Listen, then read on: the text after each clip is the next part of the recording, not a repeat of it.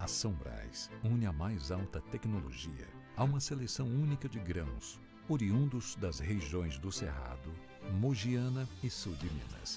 Viva uma experiência sem igual com os cafés especiais da São Brás, começando no contato da água com o pó, numa combinação perfeita de tempo e temperatura, capaz de extrair aromas e sabores irresistíveis. São Brás, 70 anos. A experiência é tudo.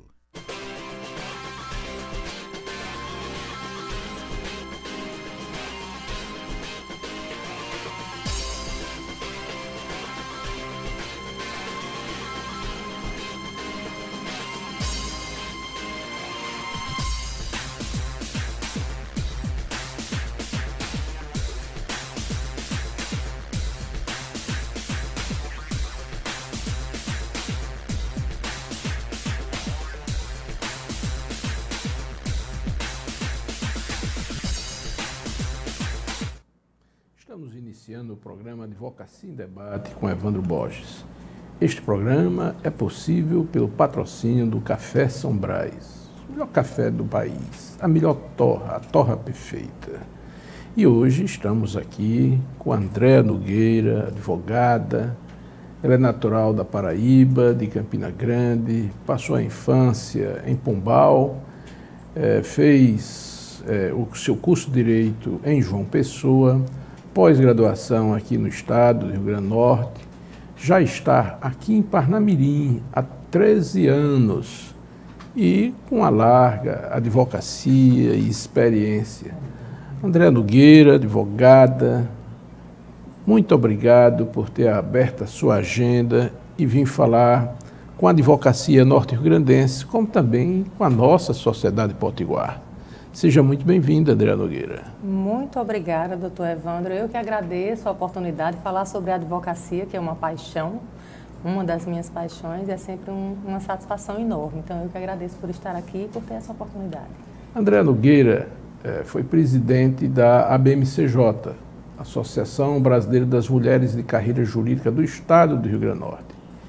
É, inclusive, tesoureira licenciada, estando, inclusive, na institucionalização da ABMCJ na Paraíba, Exato. Inclusive.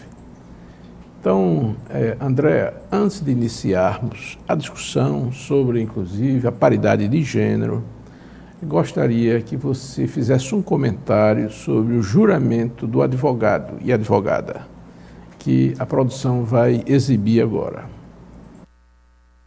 Prometo exercer a advocacia com dignidade e independência, observar a ética, os deveres e prerrogativas profissionais e defender a Constituição, a ordem jurídica do Estado democrático, os direitos humanos, a justiça social, a boa aplicação das leis, a rápida administração da justiça e o aperfeiçoamento da cultura e das instituições jurídicas.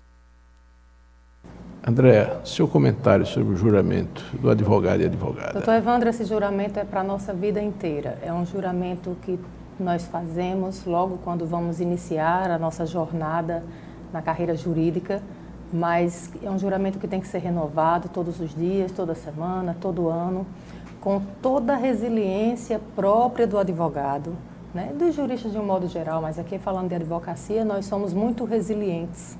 O advogado e a advogada, eles são muito resilientes e esse juramento é para ser feito sempre, renovado. A gente tem a impressão de que o esquecimento de frases tão importantes que quando são faladas, elas são ruminadas também e exercitadas, a gente tem a impressão hoje de que se não falamos tanto essas frases, a gente termina esquecendo essa promessa. Na verdade, é uma promessa que o advogado faz para a sociedade, não faz só para a família. Não é? Claro que a gente faz ali, num evento, a gente renova muito esse juramento em solenidades na Ordem dos Advogados do Brasil.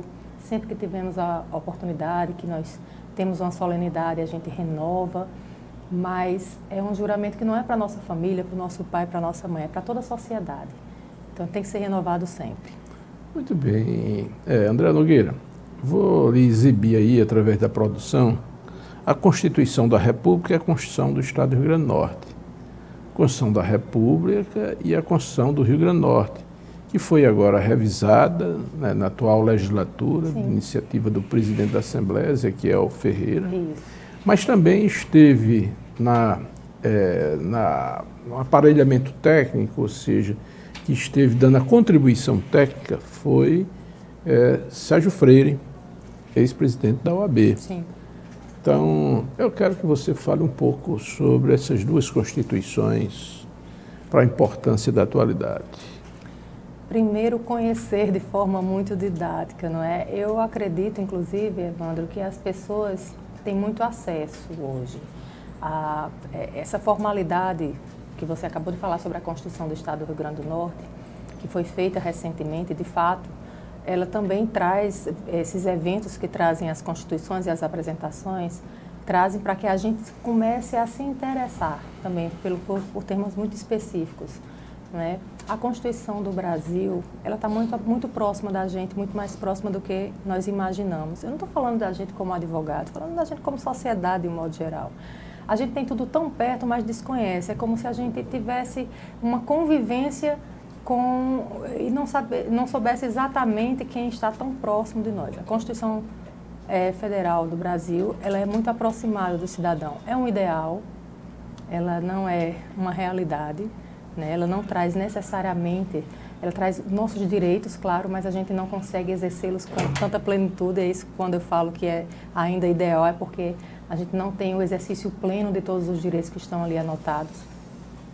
Mas todos os eventos que são feitos no sentido de reforçar a importância da Constituição, porque são direitos fundamentais. Então, a Constituição do Brasil, que são direitos fundamentais do país, como a Constituição do Estado, que trazem essas normas fundamentais do Estado do Rio Grande do Norte, todos os eventos que vêm para aumentar essa divulgação são muito bem-vindos. Certo, André Nogueira.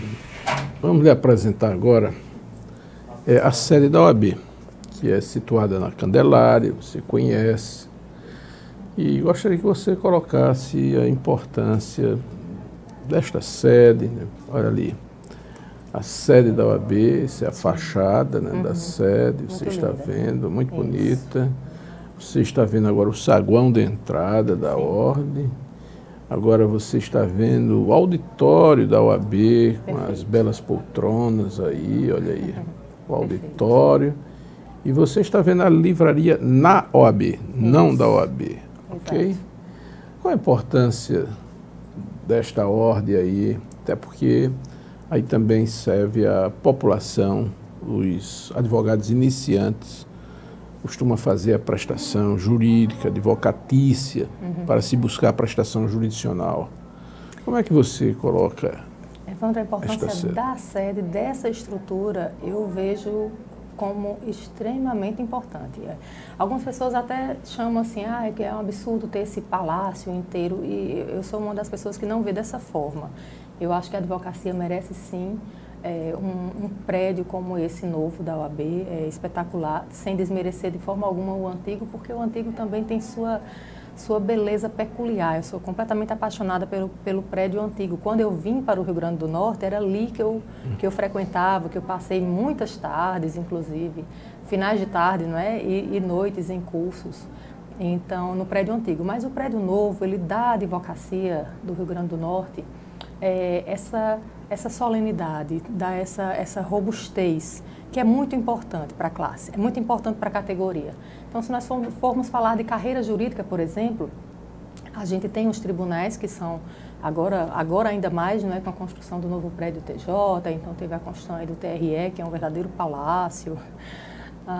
Temos os prédios do Ministério Público, ainda mantendo a carreira jurídica aqui em foco.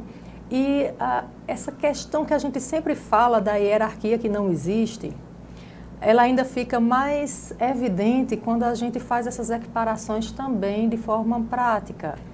Então, é uma sede que eu acredito, né, porque a gente vem acompanhando que a advocacia consegue pagar, consegue manter, então eu acho que o advogado do Rio Grande do Norte merece. A sede que tem é linda, ela é bem estruturada, eu acompanhei a inauguração. E realmente tem salas de apoio ao advogado iniciante, Enfim, a estrutura é maravilhosa. Eu acho um prédio completamente necessário para a advocacia e para a categorização da classe. Certo. Doutora Andréa, ainda vamos também lhe exibir o prédio do Supremo Tribunal Federal, o STF. O Supremo Tribunal Federal vem ultimamente sendo muito atacado. O que é que você diz sobre o Supremo Tribunal Federal, que é o nosso Tribunal Constitucional? Não vou falar sobre a estrutura física, né, Ivan? Sobre os tijolos. Mas quando eu vejo a imagem do Supremo Tribunal Federal, essa sensação que me invade, e já há bastante tempo, é uma certa angústia, porque, de fato, o que acontecia no país, isso é uma observação minha, né? O que é que eu vejo que acontecia no país? A sociedade, de um modo geral, ela começou gradativamente a desacreditar do poder legislativo, do poder executivo, de um modo geral, não estou aqui especificando nada. E o poder judiciário ficou sendo aquela estrutura, aquele poder onde a sociedade era esse, agora quem resolve é a justiça, né?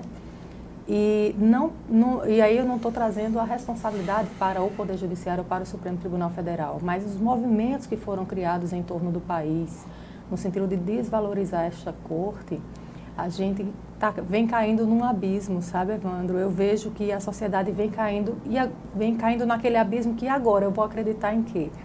Porque o Poder Legislativo vinha muito desacreditado, o Poder Executivo vinha muito desacreditado e agora o Poder Judiciário também caiu nessa vala de descrédito de uma forma geral, né? Existe todo um trabalho de bastidores para que isso aconteça, infelizmente. E eu lamento muito, porque a proporção é imensa. A gente, na verdade, deve resistir, né?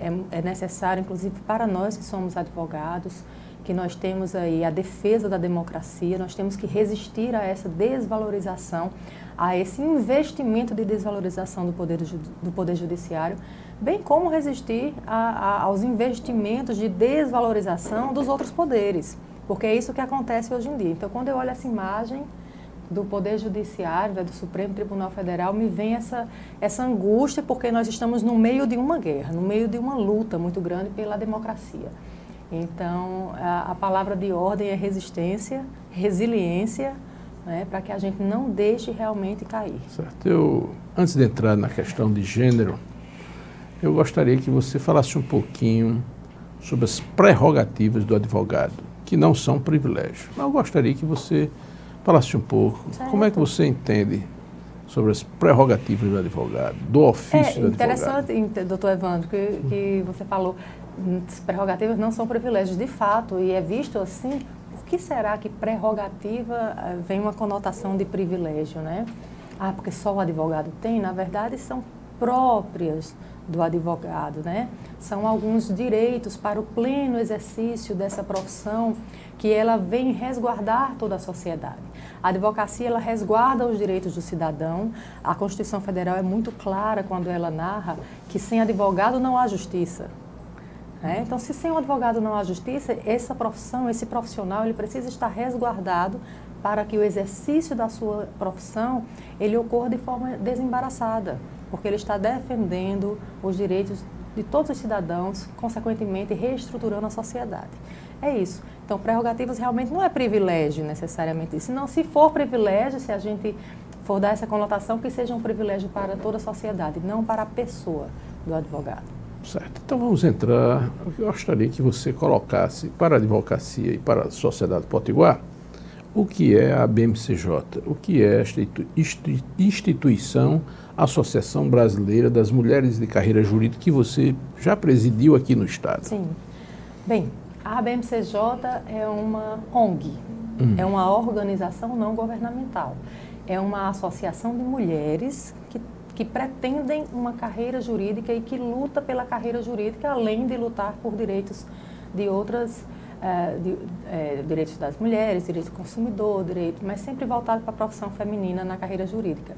É uma associação formada por advogadas, delegadas, juízas, desembargadoras, estudantes de direito, procuradoras, assessoras jurídicas, enfim, todas as mulheres que se formam em direito e que elas visualizam a carreira jurídica como uma meta, é muito interessante se associar, porque a gente fica no meio de quem tem também esse mesmo pensamento. A associação existe para isso, para promover a mulher de carreira jurídica e para defender as mulheres nesse contexto. Então, eu faço parte com muita honra. Eu descobri a ABMCJ aqui no estado do Rio Grande do Norte, no ano de finalzinho de 2014. Então, no início de 2015, eu me associei. Eu solicitei a associação. Quando eu descobri que existia a ABMCJ, eu falei, nossa, quer dizer que existe uma associação brasileira de mulheres de carreira jurídica, e por que eu não estou dentro, né? Foi a minha primeira pergunta, o meu primeiro questionamento. Por que eu não estou dentro? Eu vou me associar, porque tem tudo a ver comigo, né? E eu solicitei a associação, minha inscrição. Entrei em 2015. Em 2016, nós tivemos já aí o processo eleitoral, e eu fui acolhida por essa instituição potiguar, né, a Comissão do Rio Grande do Norte. Ela existe em todo o Brasil, na verdade existe em mais de 80 países, mas no Rio Grande do Norte, então eu fui eleita presidente no ano de 2016, assumindo em 2017 o triênio 17, 18 e 19. Vocês conseguiram inclusive uma sede no fórum, né? Nós temos a sede da ABMCJ num prédio que é do Tribunal de Justiça, ali é o antigo Grande Hotel, na Ribeira. Lá tem várias salas que funcionam programas do Tribunal de Justiça, e inclusive foi cedido na época do desembargador Cláudio Santos. Ele cedeu uma das salas lá para que a gente utilizasse como sede, e é extremamente importante. E, na verdade, a ABMCJ ela tem convênios vigentes com o Tribunal de Justiça, como a exemplo, Evandro. É um convênio que é o único estado que funciona hoje, um convênio do CNJ, a Casa da Justiça e Cidadania. Eu digo que é o único estado porque era o único estado do Brasil que esse convênio funcionava, e a gente teve a honra de participar com atendimentos jurídicos gratuitos na Zona Norte de Natal, né? Então, a ABMCJ, através das suas associadas, fazia o atendimento semanal, que ficou suspenso pelo Tribunal de Justiça por conta da pandemia. Mas esse convênio ainda existe. Nós temos muitas causas voluntárias, as advogadas que são ocupadas, que não tem tempo sobrando de forma alguma, mas tem muitas causas voluntárias decorrentes desse convênio com o Tribunal de Justiça. Certo. Então vamos agora perguntar a você, o que é que você acha, qual é a sua compreensão sobre a igualdade de gênero nos conselhos da OAB e a possível mudança do nome da Ordem dos Advogados do Brasil para a Ordem da Advocacia do Brasil. Qual é a sua visão? Minha visão é que a mudança ela é uma consequência, né? Não vejo nenhum problema, claro, né? Não teria como ver problema da Ordem da Advocacia do Brasil. É uma adequação à realidade atual, né? Na verdade, nós estamos evoluindo. A paridade de gênero dentro da OAB também é uma evolução que veio inicialmente com uma imposição, porque o projeto Valentina que nós temos na Ordem, ele foi aprovado para determinar, né, que todas as seccionais elas fizessem o processo eleitoral com a apresentação de chapas, tendo 50% de cada gênero. Esse é um projeto foi de uma conselheira? O que é o projeto Valentina? Foi um projeto de uma conselheira federal chamada Valentina Jungmann. Ela é de Goiás, procuradora do Estado e conselheira federal do Estado de Goiás, certo? Da OAB lá. E ela fez esse projeto, ela formalizou um projeto com uma proposta para a OAB de que as próximas eleições, a partir das próximas, houvesse a obrigação e não a opção de que as chapas fossem compostas por 50% de gênero masculino e 50% de gênero feminino. Ainda temos também as cotas raciais. Nós já tínhamos uma cota de gênero de 30%, então poderíamos ter 70% de advogadas e 30% de homens. Mas aí com o projeto agora 50-50, certo? Para a gente sempre ficar aí. Esse projeto foi aprovado, foi uma grande vitória, e ele vem estimular não só a participação das advogadas, mas ele vem mobilizar toda a advocacia para dar condições às advogadas de fazerem essa composição. Porque não é só abrir a porta, é dar condições, não é? Porque a gente não muda de uma hora para outra, a tríplice jornada existe, sim. Então, como é que vai ser agora, né? Então, nós temos aí um grande desafio para as advogadas e para os advogados também. que vão ter que ajudar e colaborar e compreender. E a gente vive um momento de grande progresso dentro da Ordem dos Advogados e não só dentro da OAB. Porque algo que nasce assim na OAB, que é uma instituição respeitada no Brasil inteiro, muito respeitada, ela vem também inspirar outras instituições. Então a OAB vai terminar inspirando muito, Evandro, nessa paridade. Olha, estamos aqui com essa entrevista com o doutor André Nogueira, que foi presidente da BMCJ aqui no estado, Rio Grande do Norte, e tesoureira licenciada, e também atua na advocacia aqui no Rio Grande do Norte, também na Paraíba. Eu gostaria um pouquinho que você colocasse sobre a Lei Maria da Penha, que é uma lei pacificadora nas relações humanas, principalmente nas relações conjugais, nas relações de família. Eu gostaria que você, de forma sintética, colocasse isso para a advocacia e para a sociedade potiguar. É porque sempre que a gente está falando de direitos da mulher, aí a gente lembra da Lei Maria da Penha, não é? Porque ela, na verdade, é o nosso troféu. Muito bem, Evandro. Então, por que não falar da Lei Maria da Penha? A Lei Maria da Penha é um troféu, sim, para o feminismo, é um troféu para as mulheres, mesmo que não sofrem violência doméstica e familiar, porque essa lei ela vem colaborar com a reconstrução da sociedade, com a diminuição da violência e a abertura do mercado e participação das mulheres. Então, a Lei Maria da Penha ela é realmente um troféu, é um trunfo de toda atividade feminista, porque ela abre essas portas, não é? A Lei Maria da Penha prevê os tipos de violência, agora tipifica violência que antes a gente tinha no cotidiano. Lembra que eu falei isso aqui no início? Às vezes a gente convive com direitos no cotidiano e nem sabe que eles realmente são direitos. Falei isso quando eu falei da Constituição Federal. E na Lei Maria da Penha a gente convivia com violências que a gente chamava de falta de educação, a gente brabeza, é porque é o jeito que foi criado. E a Lei Maria da Penha veio esclarecer, né? Não, não é bem assim. Não é falta de educação, não é brabeza. Isso aqui é crime, isso aqui é violência. E isso não pode acontecer. Se acontecer, está passível de punição. E as mulheres começaram a refletir. Nossa, quer dizer que eu tenho que administrar o meu salário? Eu posso administrar? Se alguém administrar o meu salário, por exemplo, estará cometendo contra mim uma violência tipificada, sim. E elas começaram a se empoderar com isso e começaram a sua independência também. Então, a Lei Maria da Penha é um marco na vida de toda feminista, mesmo que ela não saiba, e mesmo que ela não saiba, Evandro, que é uma feminista. Certo, então vamos só colocar rapidamente, né, os 5 crimes tipificados. Os tipos de violência, né, da Lei Maria da Penha. Nós temos a violência sexual, que é a violência mais comentada, né?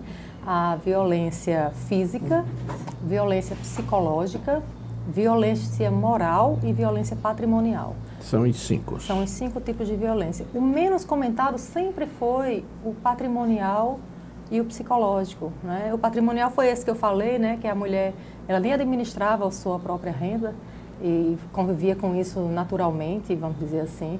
A minha mãe, por exemplo, quando o meu pai morreu, que ela foi fazer o inventário, o CPF dela e o CPF do meu pai eram o mesmo. Ela nem tinha CPF próprio. Então, a gente nem via isso como uma violência. A Lei Maria da Penha abriu os horizontes, abriu os olhos e as mulheres puderam ir se libertando aos poucos.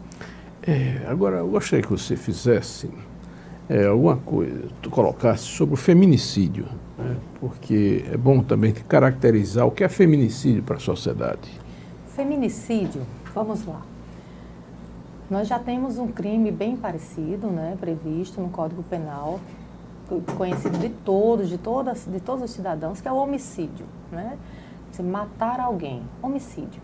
Mas o homicídio, é porque a gente confunde os prefixos, né? Não quer dizer que é matar alguém, homem. Matar alguém, qualquer pessoa. Porém, se esta pessoa que está sendo morta, está morrendo porque é mulher, e quando é que eu digo isso? Não, ela está morrendo porque é mulher. Se ela fosse homem, jamais morreria. Esse crime jamais seria praticado contra esta pessoa se ela fosse homem. Então, aí nós temos o feminicídio, que foi dado esse nomezinho, né? Então, tem só uma confusão, as pessoas pensam que homicídio é para homem, feminicídio para mulher. Foi dado esse agravante, porque um exemplo dessa condição feminina é a mulher que morre dentro do seu relacionamento amoroso. porque ela morre por questão de ciúme, ou ela morre porque o namorado, ela terminou o namoro e o namorado não aceita esse término, então mata ela ou bate até matar, enfim. E o feminicídio é um crime de homicídio potencializado pela condição de gênero. Bem simples. Certo. Vamos falar um pouquinho também sobre a nova concepção da família no novo Código Civil brasileiro. Você poderia falar um pouquinho? Vamos, Evandro. Vamos falar sobre tudo aqui que a gente puder. Nossa. Certo. Evandro, você gosta de fazer uma salada e eu adoro essa salada que você faz. Olha, a concepção de família, ela já não vem... A família no Código e a família no Brasil e no mundo, ela já não é mais engessada, ela já não é a mesma, né? A concepção de família, ela vem sofrendo, seria um nome muito ruim, passando por mudanças, não sofrendo mudanças, mas passando por mudanças muito positivas, porque a gente está em pleno processo de evolução. Antigamente a gente encarava o processo de evolução, mas a gente não aceitava, então colocava embaixo do tapete para não tratar o assunto, mas aí grupos progressistas foram chegando ao poder, foram chegando para legislar, foram alcançando espaços de decisão e dizendo assim, não, tira debaixo do tapete porque precisamos regulamentar. Essa realidade existe, as famílias mudaram, né? Então, a gente hoje tem ainda famílias em processo de mudança, né? A concepção de família no nosso direito, no direito brasileiro e no mundo, ela vem mudando constantemente, Evandro, ainda não está solidificada. Antigamente era solidificada. Família era aquele, tanto que o casamento era somente entre heterossexuais, né? Aí separava o direito da mulher casada do direito da concubina, né? Da amante, vamos dizer assim. Então, existia uma concepção completamente diferente da que tem hoje em dia. E isso é graças realmente à ascensão de pessoas que pensam de forma muito aberta e que tiraram debaixo do tapete uma situação que foi sempre preciso legislar, regularizar, mas por questão de conveniência deixava lá embaixo do tapete, não tocava no assunto. Então... Doutor André Nogueira, você já colocou sobre a Lei Maria da Penha, sobre feminicídio, essa nova concepção de família. Agora eu gostaria que você colocasse, você como advogada, eu sei que a discriminação com a mulher não está apenas no Poder Judiciário, não é só uma questão da advocacia, ela se dá na sociedade como um todo. Mas você, quanto mulher advogada, já se sentiu-se discriminada dentro do Poder Judiciário? Há alguma discriminação? Como é que você situa isso? Evandro, eu não vou trazer aqui um caso específico, né? Uma vivência específica, mas já em várias situações, sim. Em situações de vestimenta, por exemplo, veja que eu me sinto muito confortável num terno, eu gosto de vestir terno. Mas é possível, sim, a gente presenciar, eu já presenciei situações, e é isso que eu estou dizendo, não vou trazer um caso concreto, mas do preconceito com a vestimenta da advogada. A gente tem uma vestimenta muito própria, né? Mas parece que para entrar nesse universo onde inicialmente foi de colegas de homens, a gente precisa também se adequar. Não, é isso que eu estou dizendo da inclusão da advogada pelo Projeto Valentina. Também os advogados vão ter que abrir o sistema jurídico, o Poder Judiciário, o Ministério Público, a sociedade de uma forma geral, vai ter que abrir para a realidade da mulher. Né? Então, vamos lá, você fez uma pergunta, né, de que forma a gente poderia ser discriminada na advocacia? Pela exigência da indumentária, de uma indumentária que seja assemelhada à masculina. Por que não? Porque a gente não pode deixar feminilizar mais um pouco. Então, eu digo isso que ainda existe uma pequena minoria, Evandro. Tem que usar terninhos, né? Eu adoro, eu gosto, eu acho bonito, eu realmente gosto. Mas tem colegas que não gostam e têm dificuldades. Eu já presenciei na Justiça do Trabalho, inclusive juízas até, infelizmente, contestando a vestimenta da colega, porque não era roupa de advogado, na audiência, na frente do cliente. A gente tem algumas sobras assim, isso é uma violência de gênero bem específica dentro do Poder Judiciário contra a mulher. Mas a gente vem vencendo, viu, Evandro? Isso tudo vem mudando muito. a gente já não passa pelas mesmas coisas que a gente passava, não. Então, a mulher, por exemplo, para entrar no fórum, aí fica medindo o tamanho da saia, se tem um palmo acima do joelho, um palmo abaixo. Enfim, a gente, porque o joelho é lindo, né? E não pode mostrar o joelho, tem que ser a saia aqui. Então, as vestimentas das advogadas, elas são muito, muito, muito combatidas. Certo. Agora, nós vamos ter eleições da ordem, agora em novembro. Gostaria que você dissesse, como advogada, como militante, advogada que milita e como mulher, e inclusive já foi presidente da ABMCJ, qual OAB que você desejaria? Evandro, eu desejo uma OAB presidida por uma mulher eleita democraticamente na Ordem dos Advogados, nessas próximas eleições, e eu vou te dizer por quê. Porque não é a Andréa que está dizendo, são estudos que mostram em diversos estados, municípios, países, que a presença da mulher em cargos mais altos, em qualquer categoria, ela estimula uma sociedade inteira, a participação de crianças, de meninas nessa mesma sociedade. Então, uma mulher eleita para a Ordem dos Advogados do Brasil, dentro desse Rio Grande do Norte, vai mudar muito a vida dos filhos, das filhas das advogadas, das estudantes de direito, que elas vão ter esse espelhamento aí. Então é isso que eu desejo. Eu desejo realmente essa renovação nesse sentido, de forma alguma desmerecendo qualquer um dos pré-candidatos, a gente não tem candidato ainda, mas de forma alguma eu desejo desmerecer qualquer um pré-candidato, mas eu desejo sim uma eleição este ano, especialmente por conta do Projeto Valentina, porque o Rio Grande do Norte vem construindo essa realidade há bastante tempo, uma eleição de uma advogada para a presidência da Ordem dos Advogados. É isso que eu desejo. Muito obrigado, Andréa Nogueira. O nosso tempo se foi, você se dispôs a vir conversar conosco, com a advocacia e com a sociedade potiguar e colocar seus pontos de vista. Muito obrigado. Eu que agradeço, Evandro. Muito obrigada.